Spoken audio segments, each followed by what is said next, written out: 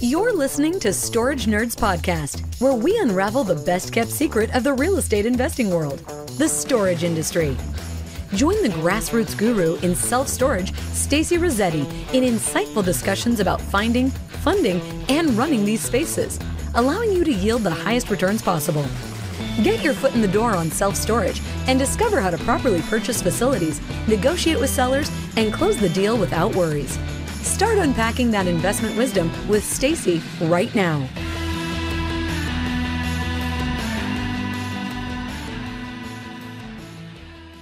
We have Matt Glass coming on. He's one of the students from Storage Nerds, and he is going to go over his storage facilities that he found. All right. So today we have a special guest coming on. I appreciate everybody coming to hang out with me again today. I'm Stacy Rossetti. I am your coach for getting started in the storage industry. I'm here to help you get your foot in the door. So if you are interested in learning how to invest in self-storage, let me help you, right? Let me help you get started. And I typically, up till now, we've invested in $1 million or less properties. But as of like, I guess the end of February, the beginning of March, we started a fund, which is called the Self-Storage Fund of America. And this fund is really to help us purchase $1 to $3 million properties. Okay. So I have been where everybody is. I've been where you guys are all wanting to get started. And there is nothing wrong with buying small facilities, because guess what? That's how I started out as well too. So that is what I'm here for, is to help you get your foot in the door. Not everybody knows how to raise millions and millions of dollars. So, let's get out there and look for better ones.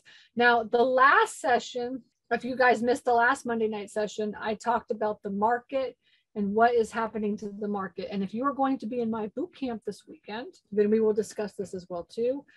Welcome to all my new students. And, thank you for joining Storage Nerds. And I look forward to working together with you.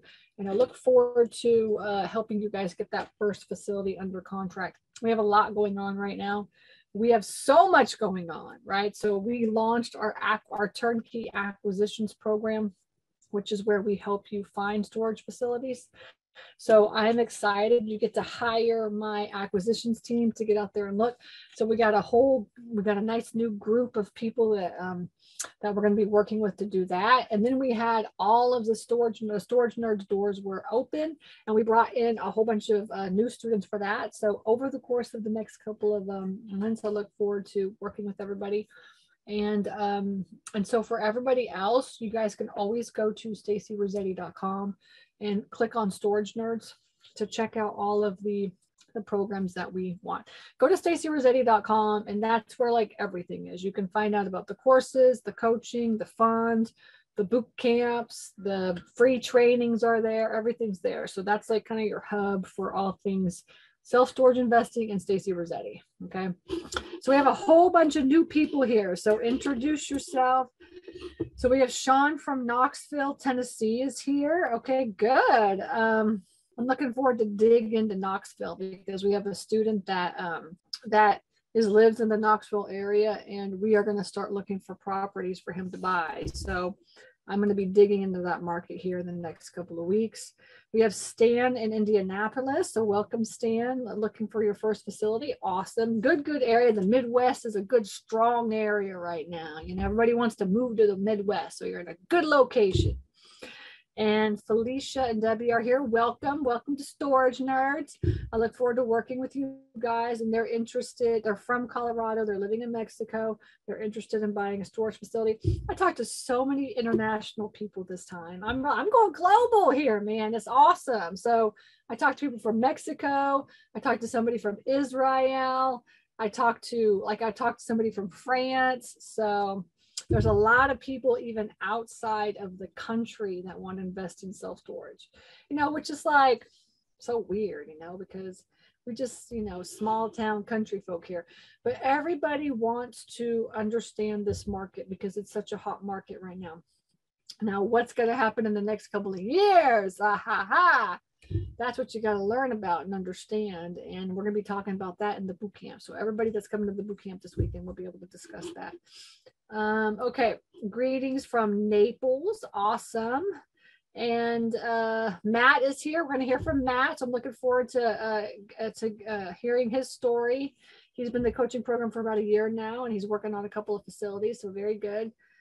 And Sean is from Sean is here from from Ohio. So he just joined. So looking forward to the story, to meeting him, get to know him. Joe from New Jersey, and Joe from Austin is here. San Francisco Bay Area is here. Arlington, Texas is here. Tamara from Las Vegas. Awesome. So lots of Storage Nerd students here. Awesome. So, okay. So we're going to get started here in just a minute. Just a quick reminder to all the students that tomorrow is our mastermind. So I'm going to put that out here so that everybody knows that you can hop on tomorrow and we'll all meet together. So that's from 11 a.m. to 1 p.m. Central Time. So make sure that you guys hop onto that. And I look forward to getting to know everybody over the next couple of days until we have the boot camp. And let's see, finally, let's see what else. I think that's really it. Let's get Matt started so we can hear his story.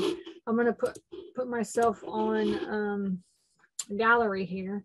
Okay, good. Well, how are you? I'm good, Stacy. How you doing? Where are you at? I just got back to Tennessee 2 days ago, actually. Are you like moved over from Jamaica now? We have officially moved. Yeah, we moved, literally got back 2 days ago. So we're back in America for the first time to live in 10 years. So. Okay, cool. Good. Okay. Well, does it feel nice to be back in America? Yeah, for sure. Yeah, definitely. It was well missed, but I see some folks, like someone's checking in from Mexico. We did 3-year assignment in Mexico, so we're up on the border in Chihuahua and Juarez. Missed that time very much. Some of my favorite food I've ever had. So yeah, we're back to the U.S. now, and looking forward to tonight. And kind of sharing how your program has helped my family and I. Well, and we want to get into your deals today. So tell everybody where you lived, and then also why you decided to get into self-storage investing. You bet. Yeah. Okay. So I joined Stacy's program last February. And so like Stacy, I've been in for over a year. I didn't get my first deal in 90 days, but I got it in less than 6 months. And so, as I mentioned before, and Stacy mentioned, my wife is a diplomat, and so we've been living overseas for the last 10 years. And so it was a little bit harder for me to drive for self-storage because I couldn't drive in the U.S. So I was having to rely on Google Maps, and some family who was driving around. And so anytime I came back to the U.S. on a visit, I spent time, collecting numbers and getting information and calling people, texting people, mailers and emails. So I kind of went that whole route. But long story short, we bought our first facility in July of last year. So from February to July, it took us to get one under contract and to close on it. It's a small town, tertiary market outside Chattanooga, Tennessee. Where my wife is from. So we have family here. So we came back to visit. I found this facility, called the guy and said, "Hey, do you want to sell it?" And he said, "Yeah, I sure do." And so we made a cash buy on that one. Very small facility, just 26 units, 4,100 square feet or something like that. And he hadn't raised rents in a long time, and his expenses were low, and I was able to keep them low because I had a reliable boots on the ground person who was close. Taxes were very comfortable. I did not have it online. I was kind of accepting multiple payment options. And it was an easy purchase, easy close. I waited about 6 or 7 months until I raised rents, and I just raised rents recently, and I lost nobody throughout that process, which was good. And in my letter to them, if I knew how long that they had been renting from this unit or this facility, I told them this is the first time your rents have been raised since 2018 or 2019. So just reminding them that I'm not the new owner just coming to get their money, that things have changed in the last few years. So so that was a cash buy, very easy, low maintenance facility, easy to do. Once again, fortunate to have family nearby. So that one was real quick and easy. Then I went through kind of a period, a gap between that one and purchasing the next one. Partly, once again, as I said, because doing so from overseas is a bit more difficult. My family's down in Tampa, Florida, so I branched out and wanted to add middle Florida, kind of country Florida, Cal, Florida, Oranges, Florida. I like that market and wanted to go hard after that market. So we kind of did. I sent out mailers in that area, of course, started doing texting, overhead driving, finding numbers, Google Street View in order to make sure that I could get the phone number or see what the facility looked like even. As if you've been with Stacy at all or heard her stuff, if they have a website, I would still contact them because sometimes it was just a Google My Business website. But if they were running if they had storage or web solutions running, most of the people were not interested in selling. But found a facility in Middle Florida and went under contract with it. It's a larger facility. The owner and I went back and forth for a good while in conversation. It was not for sale. He actually responded to a mailer that I sent. So then we started an email conversation back and forth, but he was actually in the process of getting married. And so he said, let me just pause my conversation with you and I'll talk to you after my honeymoon. I said, okay, fine. I kind of forgot about it, to be honest with you. Kept trying to find some other stuff. And then a little while later, he reached out to me and said, hey, I'm back in town. Are you still interested in this facility? So I started, I put it in Stacy's evaluator, started collecting information on it. And I got really excited when I went into Radius Plus and saw the numbers for the area. And I got even more excited when I started doing some overhead views of the property and saw that there was a subdivision across the street and there was a 55 and older community 1.1 miles away.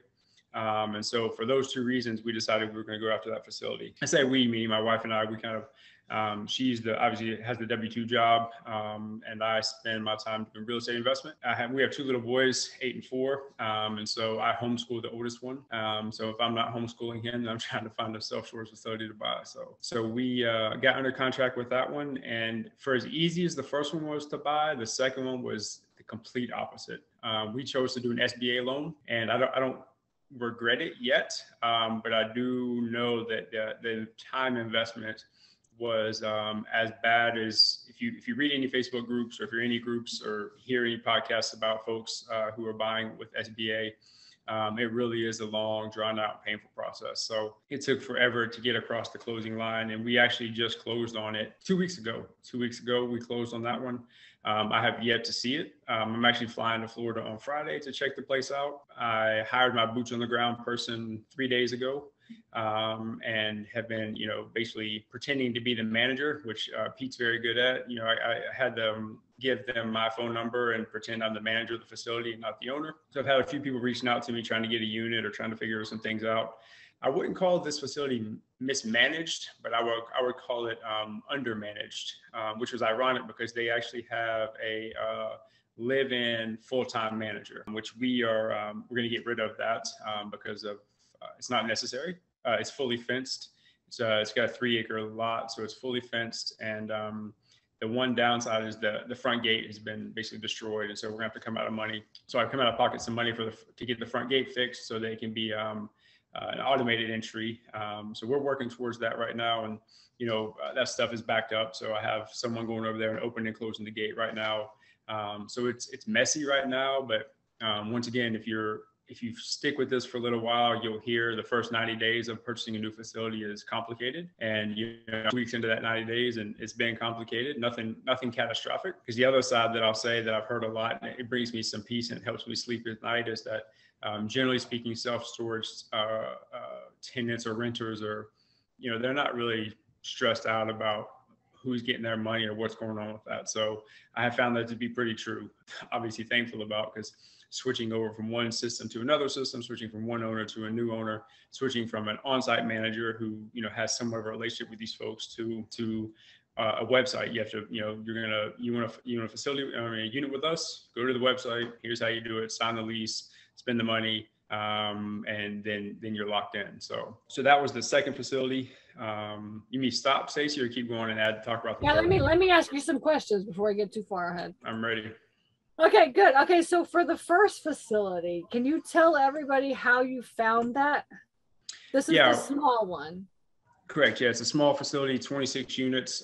It is in my in-laws' town, so they live 4 miles from it probably. And so it's one of those ones where when I came to visit them during one of our trips home, I was driving around trying to find it and found it. It was not on Google, so there was no address. It was not on Google My Business. If you click on it, it actually had the coordinates, right? It did not even have an address on it. So I found that one by driving around when I came to visit family. Okay, and how did you fund that one? Cash buy, straight cash buy. He How wanted much? to What close did you pay for it? 60,000. So I Okay, for paid 26 units or what? 26 units. Yep, yep. Okay. And Does we're it have coming up. like extra land on it, or was it just the units itself? No, just the units itself. It's like in the little downtown area, and so there's no room for expansion. But closing in on year one, all expenses paid, we're gonna get approximately between 15 and 20% cash on cash return, which I'm thrilled with. I'm happy with it. We have our expenses low. I'm doing a lot of the work myself because for 26 units, I'm not gonna pay someone to do something I can do myself in that regard. For the big Florida facility, we're on Storage and we have a website, and I'm coming out of pocket, to not have to deal with all those customers. But for the first small one, and to fast forward a little bit, we added a second small one actually here in Tennessee as well, and it's very similar to the first one, except that it's actually an owner financing purchase. Yeah. So, so can you talk a little bit about how you managed the first one when you were just by itself now without the other one, so people have an idea? Because a lot of people do ask me, is it worth buying a small one? Mm-hmm. My wife and I debated on that actually for a good while. She was not interested in buying a small one because, as Stacy said, there's no land. It's really hard to scale. When you increase the rent on 26 units, even if you increase it 20%, it's not that much money. You increase your rent on 150 units 20%. All of a sudden, your cash flow is really driven up. So what we kind of decided on this one was this is going to I ran the numbers through your evaluator and I knew I was still going to make money on it. So this is not, what they call a home run deal. This is a solid double. But my cash on cash return makes it look like a triple for me. I mean, I don't know what everyone else, of course, their cash on cash returns are getting, but 15 to 20% I'm content with for the fact that I spend very little time doing it. So, we went through the process of getting it on Google. Once we got on Google, we got, obviously they got a couple of reviews, got some photos up there. I'm managing our Google My Business page. And so it's once again, it's a small tertiary market. There's one legitimate facility in town. The rest of them are that one's a mom and pop one, but the rest of them are very much mom and pop. They're between 20 units and 50 units. The biggest one in town is probably 150 units. And he's not raising his rents, which is fine because he's full. So I'm able to raise my rents. His is fenced, gated, fancy and nice. Mine is not, but he's full at a lower rate than I'm charging, even though my facility is not as nice as his. So that's nice because he doesn't want to raise his rents. That's okay. What's the population of that town? Boy, that's a good question. I would guess there's no way it's 4,000 people. I don't know. Okay. So just a small town. So small town. You should have no qualms about going into a small area and just to get your first deal. And that's the thing is I wanted to learn how to run a facility before I bought a big one. And that's kind of what we did. I spent, basically 9 months kind of self-managing this facility and realizing, okay, here's the questions that people are going to ask. Here's what people are kind of like. And the one we bought in Florida is also a tertiary market. I'm talking about we're in the country. It's like 700 degrees this time of year and there's no airflow. And it's just, there's a highway that runs through the middle of the state. We bought a facility on that highway. Mm-hmm. Yeah. So how do you manage such a small facility? I mean, to keep the cost down. Our expenses, we have 4 line items for expenses. Basically, we have, of course, for taxes, of course, and insurance, no doubt. And then we have had very, very, very few repairs that we've had to spend on it. So that's nice.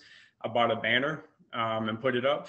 And then, the only other expense we have right now is our credit card expense because I run it through PayPal. And so, you obviously, if it's a $60 charge, you'll get $58 and PayPal gets $2. So other than that, those are the only expenses that we have, except for we joined the Better Business, the local community small business association, because they actually rented a unit from us, and so it felt like it was the right thing to do. And of course, we get free advertisement. I mean, we get ongoing advertisement through them, just through our registration fee with them. So simple process, and not something that I regret doing at all. And of course, I like to keep things. I like mom and pops. I like to keep things local. I like to help things grow and help local communities grow as well. Okay, cool, good. Okay, all right. So for the next one that you found, for the next one that you got under contract or they closed on, how did you find that one? Can you talk about all the different marketing that you did that led up to that? Sure. Yeah, that one, I started with just Google Maps from overhead. I spent many years living in Florida, and so I know the area. I know this kind of the small towns in Florida, in the middle of Florida, because my family's from there. My dad's family's from there. And so I used to fish 12 miles from this facility that we bought. So I spent every Thanksgiving at this one lake that's close to there. And so I knew the town that was close to there. And there's, 6 or 7 small, it depends on what your picture is, but in Florida, they're considered small towns, of course. And so I started doing the overhead image and just scanning. And this facility is large enough that as soon as it showed up on my list, I was able to see what it was. They had a website. It was a dad and son who are local investors there in Middle Florida, but they focus on, multifamily unit properties. But they, I guess, for whatever reason, found this deal 3 years ago, or found this facility 3 years ago and purchased it. And then they kind of just took their hands off of it and let their person kind of run with it. And she was not too concerned with making it fantastic or great. And so they kind of let it go down a little bit, I guess you could say. And once I contacted them, he said, well, it's not for sale, but we want to take that money, invest it somewhere else. So, let's talk about this. Let's talk about you buying it. And that's how that process started. So I was doing Google overhead. I would do the street view, and I could look at it. I could see that it was fenced. I could see there used to be a gate. I could, get a rough estimate for how many units it was. And then we started the conversation. So I was able to get, like I said, they have a website and they use web self-storage. And so he was able to provide me the unit mix and what they're charging and their physical occupancy, which is of course different than their economic occupancy, but it gave me a good idea what the facility's worth. And then when I saw his expenses, that's when I was really kind of clicked into this one, because I was looking at his line item expenses, knowing what mine were, and having, talked to Stacy about kind of what, I guess you could call them small, medium facilities, what your expenses are with those. And I knew he was paying way too much for multiple things. And so his rates for rentals was actually pretty close to street market value, but his expenses were way too high. And as I mentioned a few minutes ago, I think it's below a 5 for a square foot per capita, which for Florida in the 3 mile and the 5 mile radius. And this is a tertiary market, so those are the ones you're looking at. And so for Florida, below a 5 was a lock deal for me. I said, okay, let's move forward with this. Yeah. I think Florida is a really good area. Just think about, like, in the area that you're at, where are there markets that are just growing so fast that the demand can't keep up with it? And this is essentially what happened in Florida. So you find a lot of properties like this. So, okay. So, all right, marketing, and you did some deal analysis on it. So let's talk about funding. So how did you come up with using an SBA loan, and what happened with that? Yeah, basically we had some capital available, and I wanted to use the least amount of capital possible because we weren't done investing. Prior to doing self-storage, we have 2 cabins in the Smokies. And so we do short-term rentals. We have 2 cabins in the Smokies. We started that in 2019. In 2020, we purchased 2 of those, once again, while living in Jamaica. So those are doing well, but we wanted to diversify a bit and didn't want to have all our eggs in the same basket. And I've always been interested in self-storage and not accountable enough. And so joining Stacy's group really helped me get to that point of, knowing these calls are coming up and having a conversation with people like, what are you doing? Like, what are you really doing? Are you really, sending out mailers? Are you really cold calling? Are you really sending texts and stuff? So, but to answer your question, sorry, I got off track there. So we chose the SBA loan because I wanted to put down as little as possible. so that we have more capital available for more purchases in the future. And so how did it go? Okay, so an SBA essentially looks at like income producing properties. Did this property produce enough income, or how did it work with the terms, and what did they come up with? Yeah. If you've been around, there's a couple big players in this game. One of which is Live Oak Bank in North Carolina, and the other person who had a run of mine was Kavi, who's Stacy can get you the contact information. I'll have it in front of me, but he's kind of like almost like a lender broker. So I presented both of them, both Live Oak Bank and Kavi, with the deal.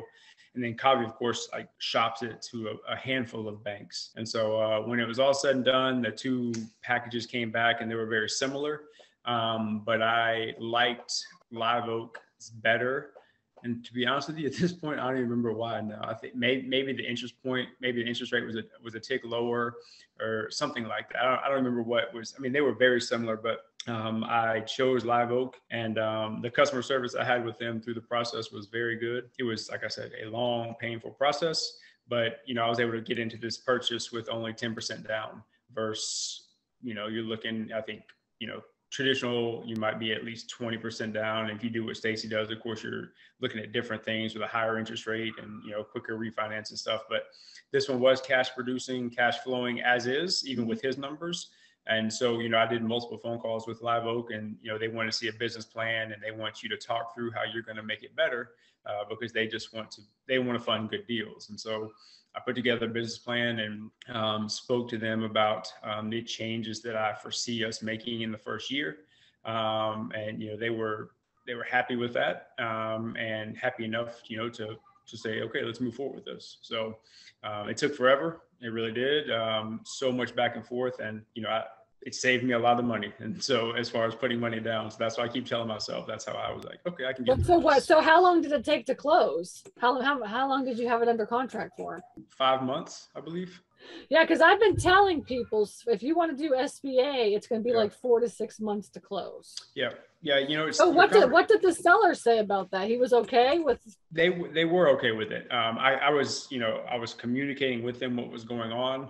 Thankfully, because they do business in the state that we're buying, some of the delay was actually not Live Oak's fault, not my fault. It was actually the state of Florida's fault and their backup due to COVID. And so at least 1 month of actually the closing process was the proper registrations within the state of Florida. And so because they are a business owner down there, they know I'm not making that up. They know that's not my fault. And so they were patient enough with that. They were getting antsy at the end, no doubt, because it'd been 5 months and I would sue. And so once we finally zoned in on a closing date, we were able to tell them that, and, Live Oak confirmed it. And so then they were going to 1031 the money into something else. And so that once that got established and they found something at 1031, that's kind of when they said, okay, we need to close by this date. And thankfully we did. And I think we closed 5 or 6 days before we left Jamaica. And so, it was a whirlwind of, you have to overnight all the stuff. And thankfully I have notary services available to me to have all the stuff notarized, but it saved me a lot of money to put down. So I have more money for my next deal. That's why So how much did you end up having to put down? So tell us the price of this and stuff. Yeah. So this one is $815 is the purchase price. And so we put 81 down or 82 down at 10%. That's like 10%. I mean, that's awesome. Yep, 10% down, as well as they didn't cut you a check for some working capital, and so your loan is we put 10% down, and then got a little bit of money back to basically that's what I'm going to fix the gate with, and so I'm not going to be in the hole, so to speak, out of the gate. And I got 3 months of interest-only payments to start out. So I have a nice opportunity to, collect funds and build the money in the account in case something else goes wrong. The good news was another reason I was interested in the facility is they had just resealed the roofs. And so all the roofs have been sealed within the last year, which is not terribly expensive, but it's not cheap. And they had replaced, I think it's 165 units, and they had replaced over 100 doors, which if you know how much doors cost, that costs a good amount of money as well. So that's good. All right. So you got some stuff done. And then how much did they end up? Like, did you just tell them, I'm going to have to put a new gate in, so I'm going to need 10 grand, or like, how did that work? It's actually, they, to be honest with you, either I hadn't done the homework or this was their own thing or whatever, but like they brought that idea to me. They said, do you need some working capital in this? And I was like, not necessarily, but once again, it kept that money in our account to invest on something else. And so, yeah, so I'll take some working capital. I got a solid interest rate because thankfully we got locked in before the April 1st and all that stuff. So I was definitely below the current interest rates. So that was, a relief.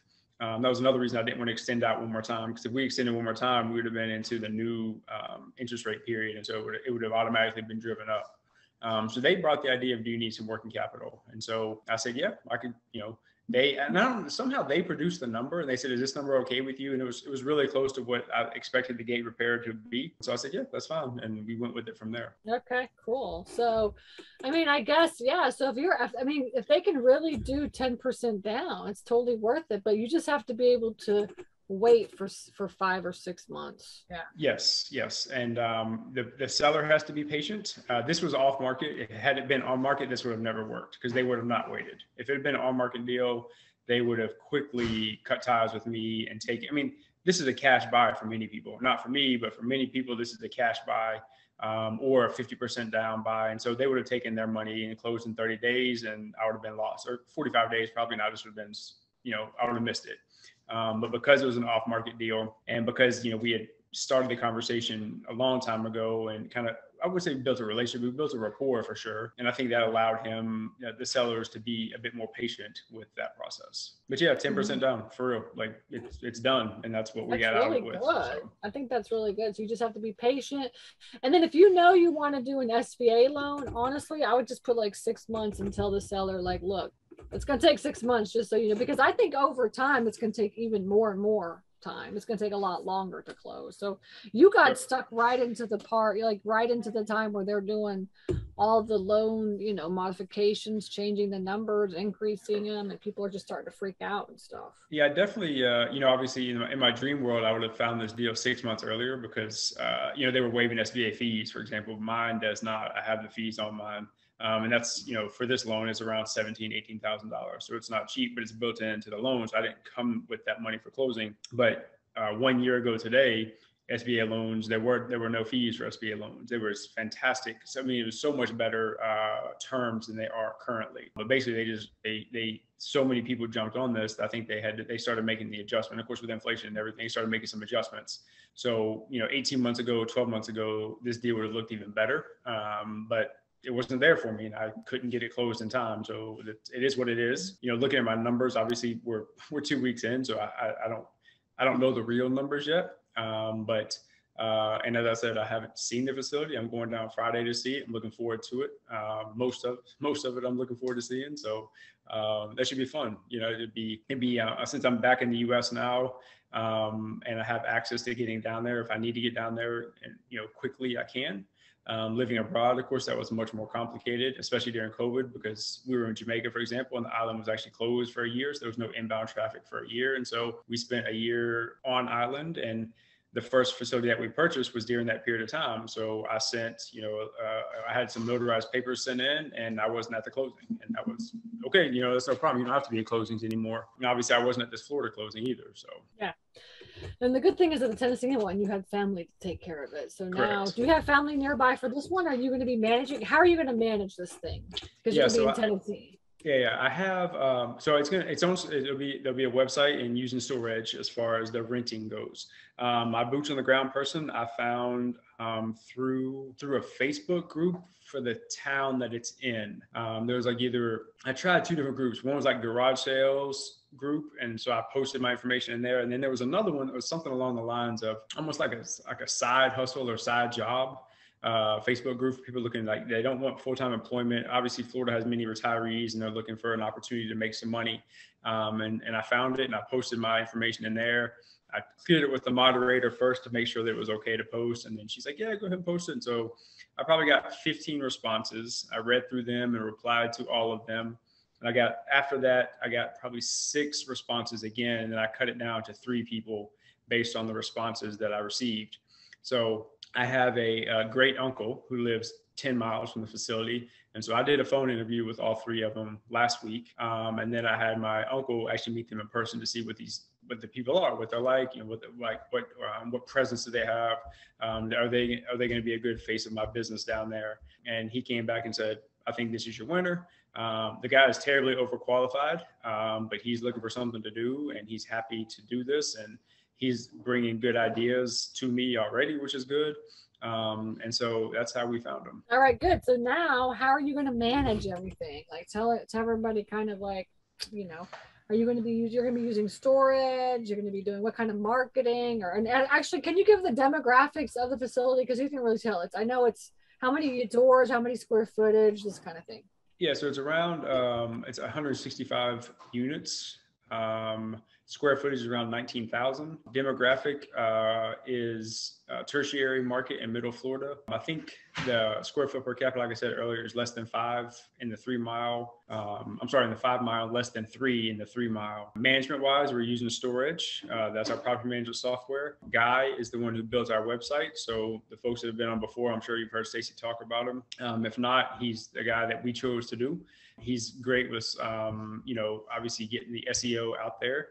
The good news for me right now is, when I have my consultation with Guy, he's got this little nine cube chart that looks like the Brady Bunch thing, actually. And it shows you where you're doing well as far as SEO and that zip code and on those searches go. And so of the 9 squares, 8 of ours are green, meaning we're winning those squares, right? So in this block around of the area, we were winning on all the searches because of the fact there weren't any others in the area. And so there was one that was, I guess maybe yellow, I think, because it was kind of halfway between our facility and this other facility.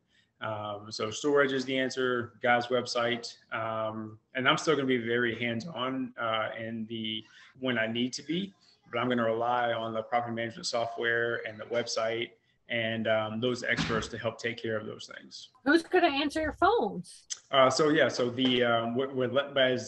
As we're less than 500 units total, every facility, because I think I'm going to put my 2 small ones on storage as well.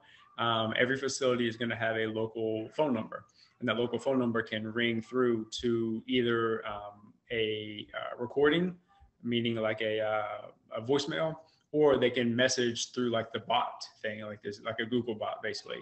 And so I'll get a ping on my phone to my personal number, screen through this other number that says, somebody says, hey, I want a 10 by 10. Do you have any 10 by 10s? Or how much are your 10 by 20s? And so, basically I'll monitor my phone and jump back on them when I can and let them know, hey, here's what I have. We are not doing a call center at this point. If it gets to where we're losing business or we feel like that plan is not working or starts taking up too much time, then we'll switch to a call center. But call centers are not cheap. And, Stacy's talked about this quite a bit, and other folks in StorageNerds have talked about this. Sometimes call centers aren't good. People have talked about they're not getting a lot for their money. And, if we get, basically once we buy 1, maybe 2 more, I think we're going to switch over to what Stacy's doing and have basically one central person who answer calls certain times of certain times of day, certain times a week, and let that person, have access to our back end stuff and know what's going on in our different facilities, and then go from there. So with your 3rd facility, how big is this? It's also very small. Tell us about this one. Yeah. So it's ironically, we went under contract and closed on that facility in 30 days. So while we're working on closing the Florida facility, this facility I've actually had my eye on for about 3 months. I say that because it's only 3 months old. It's a brand new build. I, through my family, knew who the builder was. I approached him and said, I'm interested in your facility. He said, okay, here's my price. And I said, no, thanks, I can't do that. And so then I went back to him and said, will you own or finance? Because I was basically willing to give him what he had in the property.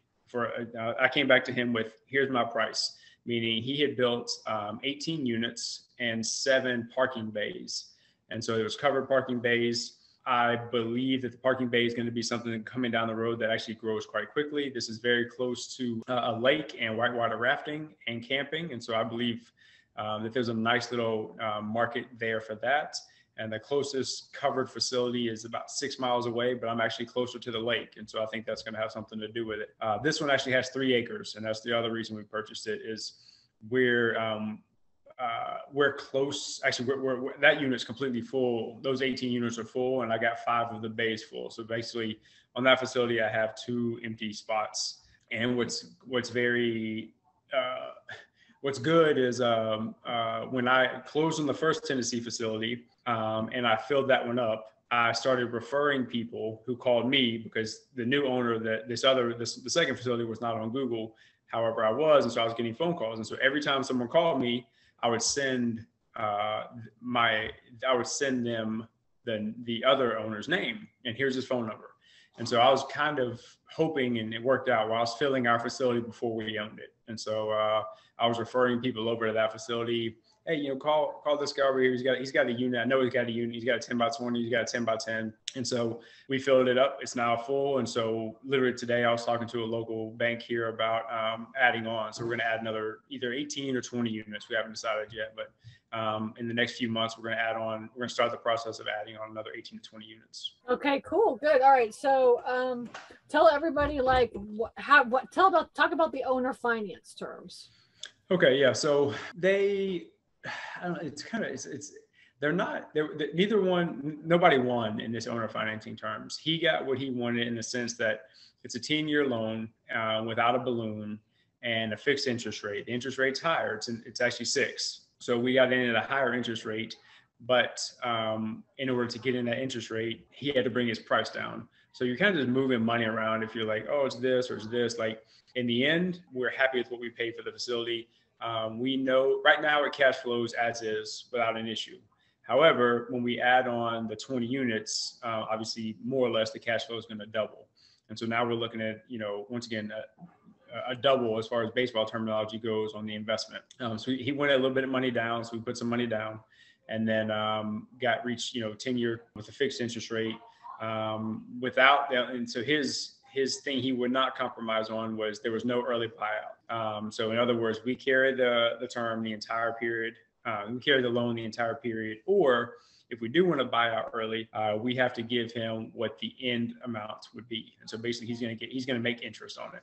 So he was content to make the interest that he's going to make over the next 10 years. After running the numbers on it as is, I knew that it was going to clear, money every month. Not as good as the first small one that we have in Tennessee, the first small facility, but it was going to clear good enough. And once we get that second building built, then all of a sudden we're looking at, okay, we're making money again, making real money again, not just some money. Okay, so how long is it going to, what do you think? Are you going to add on to this? First of all, number one, are you going to add on? And number two, how long is it going to take for you to start making some money on this thing? And why is that worth it to you? Yeah, we are going to add on.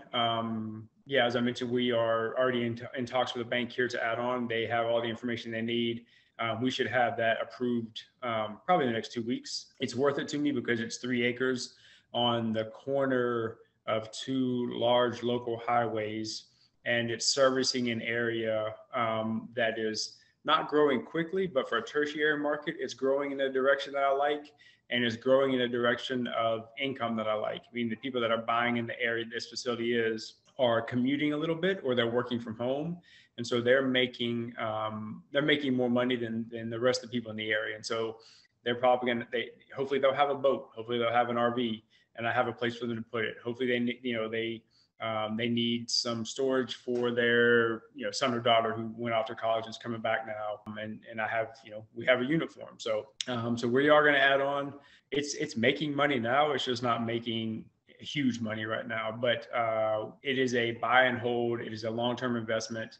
It is 3 acres on a fantastic location that I believe has the potential to really grow and to expand going forward. So we're not in a hurry on this one. It's not as pressing that we make fantastic returns straight away, but we will make good returns. I feel confident in that. We wouldn't have gone down the route of buying it. But the truth is, honestly, the market, where the market's at right now, it's very hard to find deals that are like totally awesome. Most people, the deals that they're buying are like good purchases that are long-term holds that you can maybe value add by increasing the rates or value add by adding on. And this is honestly how it's going to be. And the reason why is because the market is just so saturated. There's so many buyers, and also it's a seller's market right now, So there's nothing wrong with looking at deals the way that you're looking at it, which is, yeah, maybe I don't cash flow as much as I wanted to right now, but over time, this thing is going to appreciate and I'm going to value add it. Yeah, and that's why we bought this. I mean, if there was no land available for this one, I would not have purchased this one. And this was also, I mean, I don't know where you're at with this, as far as investment goes, but this was kind of a gut purchase. I've seen this piece of land, and I was interested in building on it already. And this other guy did that. Fantastic, because he's actually he's a builder by trade, and so I know, like, my family knows this guy. My wife's family knows this guy, and he builds good stuff. And so I didn't have to build it. So I bought what he built, and then I filled it up for him basically, and then I bought the facility from him. Yeah, and so somebody asked, like, how do you value a storage facility? I mean, essentially, everybody says it's NOI and cap rate, but the truth is that the way you value it is based on your own risk level and like what you want to do with it, so it may not, it could be a low cap rate in a secondary or tertiary market. But the question is, can you raise the rates? I mean, can you value add the property? Can you add on? So really determining how you're going to evaluate the commercial property is key. Commercial real estate investing is just not black and white. It's just not anymore. It just can't be. All right. So you have to make sure that you understand value add and opportunity. I think a lot of it has to do with what that person wants from their investment, right? Like we have all of our assets that we own cash flow. And so I don't need everyone to cash flow as a home run. I really don't. Like they're holding items, they're growing items. And we're happy with the returns that we're getting. We think, if everything goes right, we do feel that Florida is going to be a really strong cash flowing item. And once we add on to the second facility, I feel the same way about that one. The first facility, it is what it is. It's a small facility. I have no problems from it. The tenants there are extremely low maintenance. Every time someone moves out, I increase the rate $10 and I rent it to the next person. I have a waiting list of 3 people, so they pay on time, except for I got one guy who hasn't paid. The other ones pay on time. And so it requires literally, I think if I added up, it'd be less than 2 hours a month I spend on that facility. And so, even counting my boots on the ground person, I would say we spent 4 hours or 5 hours a month dealing with that facility, and that's it. So I don't need a ton of money out of that. It's doing what it's supposed to do. It's cash flowing, and it's increasing in value. As Stacy said, I'm value adding in the sense that I've raised the rents, basically 20% across the board. I lost one person who was also actually moving out anyway, but I filled that unit, and so. It's what does that person want from their investment? And for me, I like investments that don't require a ton of time, that do make us money and continue to grow over time. And so that's why we're in self-storage. That's why we're in short-term rentals. And then another thing is that it just offered the opportunity of education to you. So because getting in and buying something that's small, and just learning how it is, there's more value than that than most other things anyway. So I think we should add that to your list. Yeah, I'm a risk averse person, generally speaking. And so the fact that I was able to buy that facility, the small Tennessee facility, and kind of learn how things work, because you can read how everyone else does it, but that doesn't mean I'm going to do it that way. I think the way that Stacy and Pete do it is fantastic. And I've, mimicked many of the things that they've done and do, but there's a few things I've done a little bit different because it works better for us. But yeah, getting in and buying that facility and helping me learn on a small investment that if it goes wrong, I'm not going to die on. You mess up on an SBA loan, things go bad, right? And so my obviously goal is to learn how to run a facility well, and then value add the SBA one. And then 3 years later, you have to keep the SBA loan for 3 years before, or you pay a stiff penalty to refinance earlier than that. So after 3 years, we'll see what the interest rate is at. We'll see what the property is worth. We'll see if we want to refinance and pull money out of it. We'll see. We'll cross that bridge when we get to it. You should definitely be able to double the value of that property, though. Yeah.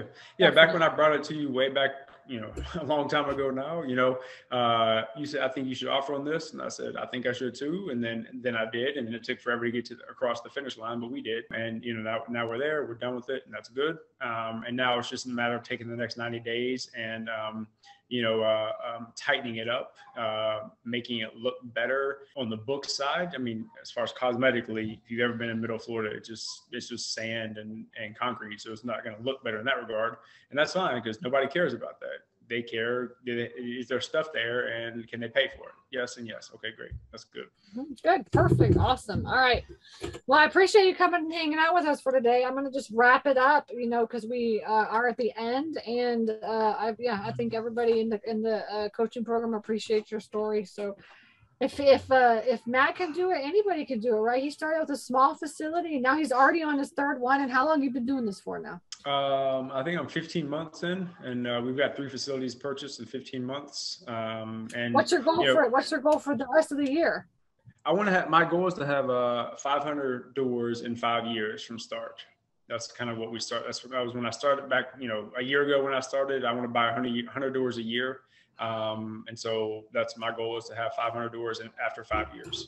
Okay. Yeah. So slow and steady wins the race. You're on the right track. You'll get it. Yeah. And with our life, I don't know. All I know is what my next 2 years look like. I don't know anything past that. And so, I like to do 2 and 3 year goal blocks. But I also know, as you mentioned, there's folks, investing in self-storage from abroad, it's doable. Make sure you have access to a notary. That will make things much better and save you a lot of money. But if you do, go for it. I mean, it is what it is. And with technology the way it is now, one person asked, how do I verify that my boots on the ground person is doing something? And that's where I do have my catch, my safety net is my uncle living down the road. So he did the interview for me. He knows these people. And so I can easily send my boots on the ground person to do blank, whatever it is, right?